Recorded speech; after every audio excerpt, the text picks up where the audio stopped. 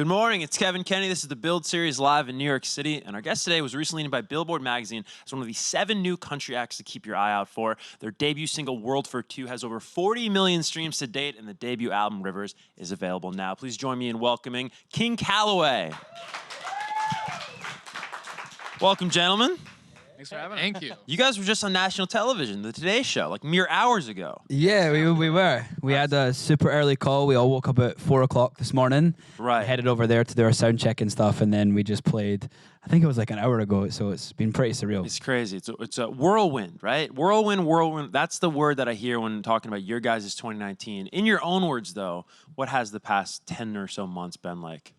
It's just been like all the things you dream of when you're growing up to do, like, and you want to be a musician and stuff. There's been like those things just like sprinkled throughout the year, and it's just been so cool. Like looking back at that sizzle reel right now, and it's like put into this short video, but you're suddenly like overcome with these memories of what have been like the highlights of our lives. So it's so cool. In a single year, I mean, it must be. Is surreal a word that comes to mind, guys?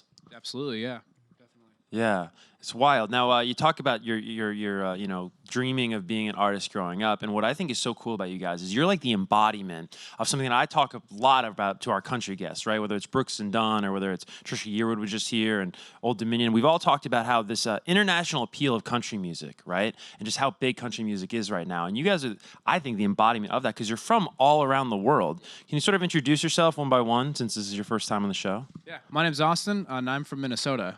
I'm Simon from Gibraltar. I'm Jordan from Scotland. I'm Chad. I'm from Delaware. I'm Caleb. I'm from Ohio. I'm Chris. I'm from Nashville, Tennessee. So I have to imagine, and thank you guys, great to be here. I have to imagine that from all around the world, your relationship with country music was different, and how you discovered it was unique.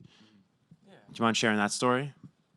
Yeah, definitely. Like I know, at least for me, my first introduction to music was Elvis Presley. And I wanted to be an Elvis impersonator when I grew up, and but then I realized you could actually pursue your own music as a career. But it was people like Elvis Presley and Johnny Cash and so many others that really like influenced like the way I wanted to play music, the way I wanted to sing music, and moving down to Nashville was just a big factor in that too. Like there was always a time in my life where I wanted to eventually get down there and just be a part of this scene, and when I did, we all kind of found each other around the same time, and it was just meant to be, you know. Was it the showmanship of Elvis that drew you to him specifically? Yeah, and I remember my parents got me at the time. I was like 8 years old. It was like the Elvis 30 #1 hits record that had just come out, and the first song in it is Heartbreak Hotel. And I remember putting it in my boombox or whatever I had, and just the first line, well, since my baby let me. I was like, oh my gosh, like it changed my world. It changed Off my and life. running. Yeah, it was. I knew exactly what I wanted to do from there on. All right, so Elvis, who else? I think like just growing up in Southern Ohio, I mean, country music was everywhere. That's all my friends listened to. That's all my parents would play in the car. I grew up with Jason Aldean and Keith Urban and guys like that. So more of like the modern era. But as I grew up, I kind of referenced like the more classic country guys like Garth and Vince Gill and even Brooks and Dunn and stuff like that. So it really has been around me my whole life.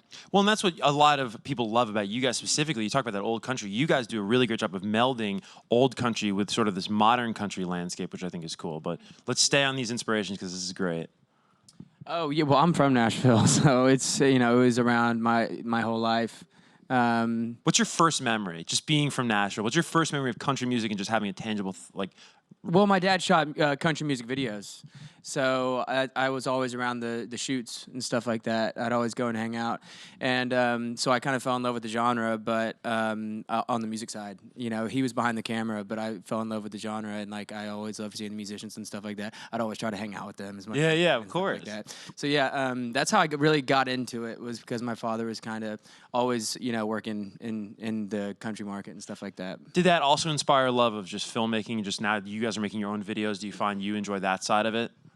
I think so, yeah, but I'm just trying to, I just try to keep up with these guys all the time. So, totally. But really, yeah, being from Nashville, it's cool to see how country has gone global. Yeah. It's cool that, as soon as I met these guys and they have such a love for it too, it's cool being from Nashville, seeing how much it's spread across the globe. Yeah. I think it's because there's like no rules in country anymore. I think that's what's exciting about it. Something I like about hip hop music and what I like about modern country is just like, this can be country, this can be country. It's just, the throughway, I guess, is authenticity. We can all agree, for sure. So how did you meet country? I think my grandpa first introduced me, or he was like, "Hey, you should definitely check out Chris Christopherson and Johnny Cash."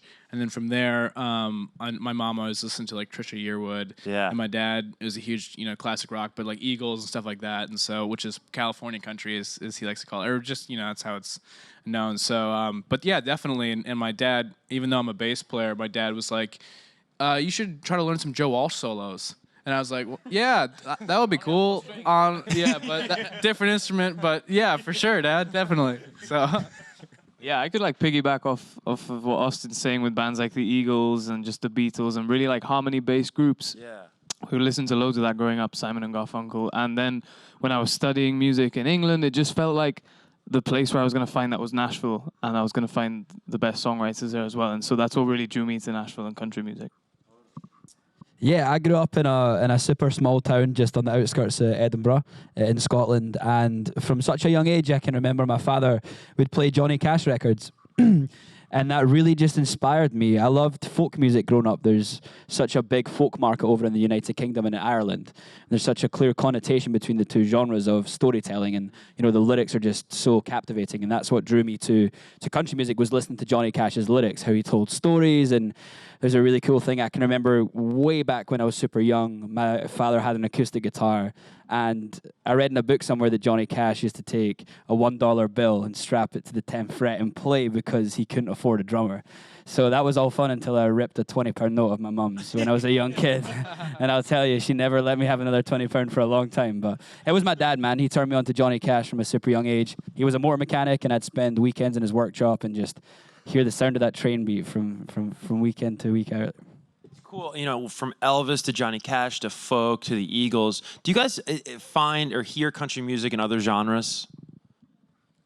Yeah. Absolutely. yeah. I mean, Absolutely. especially like right now pop and like trap. Like there's Diplo, who's like wearing a cowboy hat all the time. There's It's wild. I mean, obviously like Old Town Road. Yeah. Blanco Brown. Yeah. I mean, there's just all sorts of these other genres. I mean, it's all a melting pot now, but it just everyone is embracing this kind of rootsy vibes. Oh, yeah. And it's just really cool. If you're watching the Ken Burns country music docuseries, which I highly recommend you go watch. Have you seen it? Is it good? I'm like 7 episodes in. It's fantastic. Really?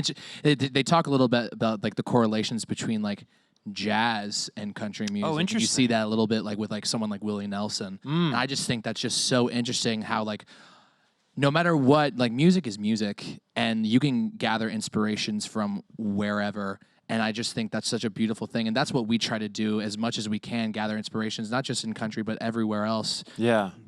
It's funny to see, like, like in the past 2 weeks, we've gotten a Jonas Brothers country song and a Justin Bieber country song. Right? Yeah. Completely. Yeah. And you take a step back, you're like, wow, it's actually like, it's remarkable what's going on right It's now. really cool as well. And I think what was a real big eye-opener to me as well was that we went over and played in Gibraltar, Simon's home place. And we, one of the biggest pop bands over on the other side of the world is a band called Take That. And they're huge. Robbie inspiration. Williams, right? Yeah, Robbie Williams, Gary Barlow, all that. And Mark Owen came out in a complete country and western outfit.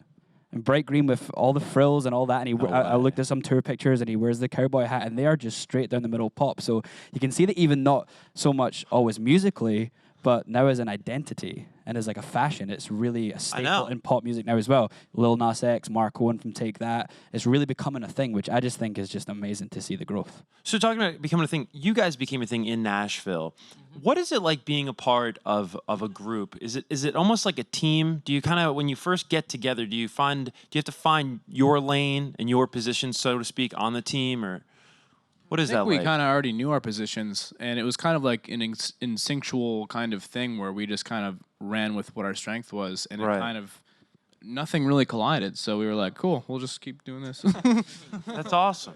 Yeah, that's amazing. And we talked a little bit before about you guys melding both the old world of country and the new world of country, and I think that's why so many icons have gravitated and sort of endorsed you in so few words. Garth Brooks, we saw a little clip of it at the top, but just give us some backstory on that amazing moment. We learned from him all day. So we were back with him, like backstage and stuff like that. But we were about to go on stage, and then all of a sudden we're walking underneath the tunnel, and it's shaking, and it was like so loud, and all of our hearts just sank into our stomach. And then all of a sudden Garth was there, and we were like, oh, hey, what are you doing here? And then he asked for a hot microphone, and we're all thinking, what are you doing? What are you gonna do right now? And he said, I'm about to do something that I've never done in my career before. And then he just bounces. He just walks up onto the stage and starts talking about us and introing us, and it was so special, you know. And so then we got really nervous, but it was a special day for all of us, you know. For him to go out and do that, it was so special, you know. It kind of, And in Minnesota, my home state. yeah, it was, and it was in Austin. How cool did that feel? Oh my gosh, man, it was insane. Like my entire family was there. Like people that I knew from my hometown, which is a very small town, but they had already had tickets and didn't know that we were performing. And so I'm like walking up the stands to like meet up with my parents by like merch tables and stuff, and people like grabbing me like, Austin, and I'm like, oh my gosh, like what are you doing here? And they're just like, oh, we're so excited for the show. And so I mean, it was really just like, on top of just the Minnesota thing, like really just the best show that we've ever played. Yeah. So it's just an incredible experience. It was so incredible. And if we weren't nervous enough, when Garth Brooks does introduce you and advocates for you and makes a whole stadium listen to him saying, hey, you have to check these guys out, you go, okay, we got to bring it. We have to, you know, when Garth Brooks is saying that sort of stuff, it's a magical moment. And we actually have a video of it on YouTube you can find where he introduced us. And we often go back and just look at that moment because it's a moment that will live with us for the rest of our lives. Well, do you look at it as somewhat of a turning point for the group? Because that's a moment, right? That's a make or break moment where you can get intimidated and you can go out there and have a really crummy show, or you can rise to the occasion and band together. Do you feel like that was a big moment? Yeah, I say it was really weird being so young as a band and already playing a stadium. So, but I mean, that aspect was really cool to mature at like that level that early on. But also just having Garth's like approval was amazing. To have that kind of icon approving us so early in our career, it was just like really humbling. Has he ever told you guys private like what he loves about your music specifically, or has he ever said anything like that? I think like when we were sound checking, he came out as well and he listened in on the sound check, and I think just some of the things he was saying was that he loved how live it all was. Right. Like we all play our instruments live, that we all play, that we all sing, and we sound checked Seven Bridges Road, and I think that kind of won him over. Like he was really impressed with just all the vocals, and that we were coming there with all this confidence to do it. Like that kind of showed that we were up for the challenge, so to speak. No small task for sure. And then.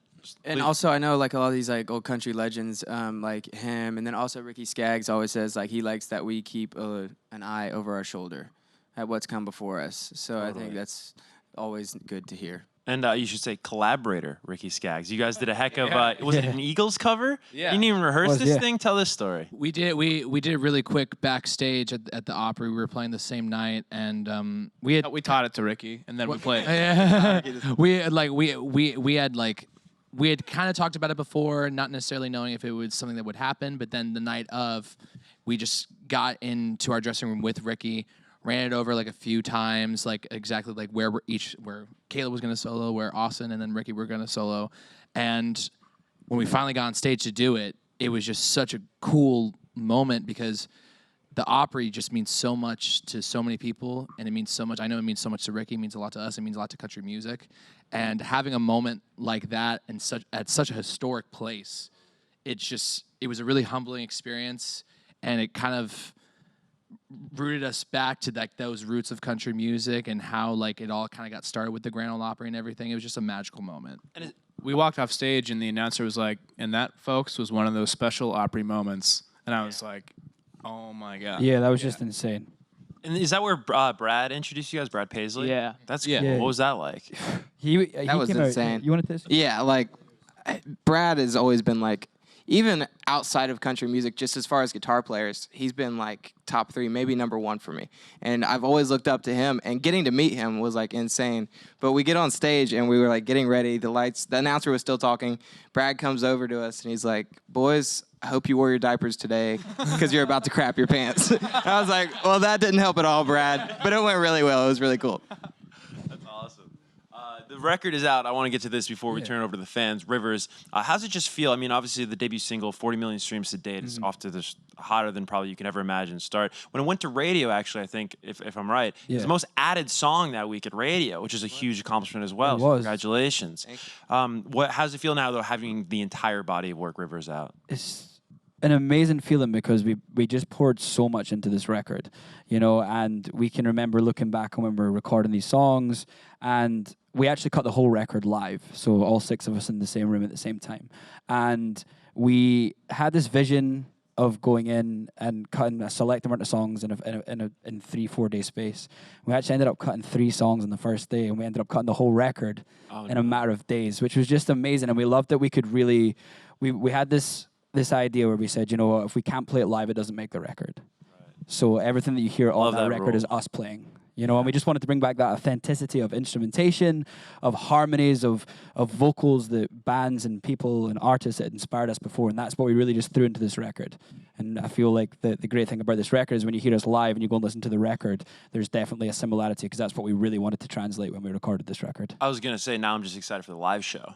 You know, the worst is when you go to live show and you're like, well, you're just kind of playing the CD, dude. You know what I mean? So no, it's... I feel like with King Calaway, you kind of need to see a live show to fully understand. Because yeah, sometimes you see like a picture of 6 guys in the desert and you're like, what are 6 guys doing in the desert? Right. But then when when we kind of all have our instruments on, I think that's when we feel most at home, and especially on stage. Totally. You're doing Corden tomorrow, I think. Tomorrow. Yeah. Busy week, guys. Jeez. Yeah, it's pretty busy. Get some sleep.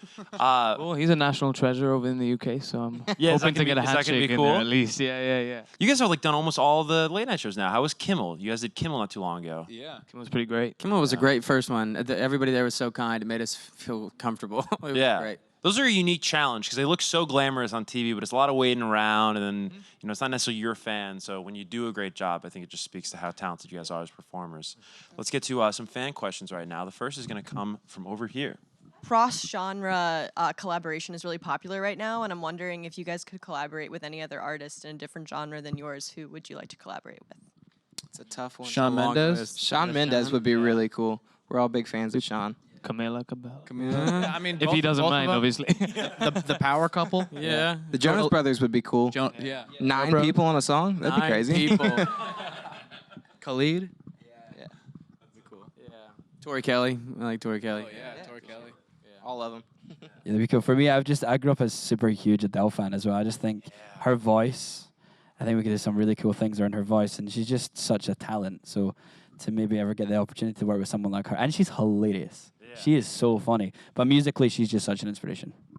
Travis Scott. Travis Scott, yeah. Tenacious that would be D really could cool. be fun. We're all over the place. We're getting into this. That would be great. We did just get to meet Brandy Carlisle, though. I know that's similar to country music. Yeah. but That would be fantastic. Oh, Yeah, that'd be Chad awesome. almost. I almost lost it. I have grown up a big Brandy Carlisle fan for a long time, and I'm so happy to see all the recognition she's getting now with her last album and The High Women. It's just fantastic music. She's a phenomenal songwriter. I love her so much. Yeah, so maybe them. Yeah. Maybe them. Yeah. That compilation would be crazy. All right, let's get to one final fan question. Hello, what is a song that's currently stuck in your head right now? Should we go down the line quick? Yeah, let's go down the line. Okay. Oh, yeah. So this isn't country. Sorry, guys. Saint Tropez, Post Malone. Nice. Feelings by Lauv. Can't Get You Out of My Head by Kylie Minogue came on the radio the other day, and I'm not using that. But when that came out how many years ago, see, you just can't, and I'm sorry, man, this is going to be in your head. That song gets in your head. Can't Get You Out of My Head, Kylie Minogue. Classic.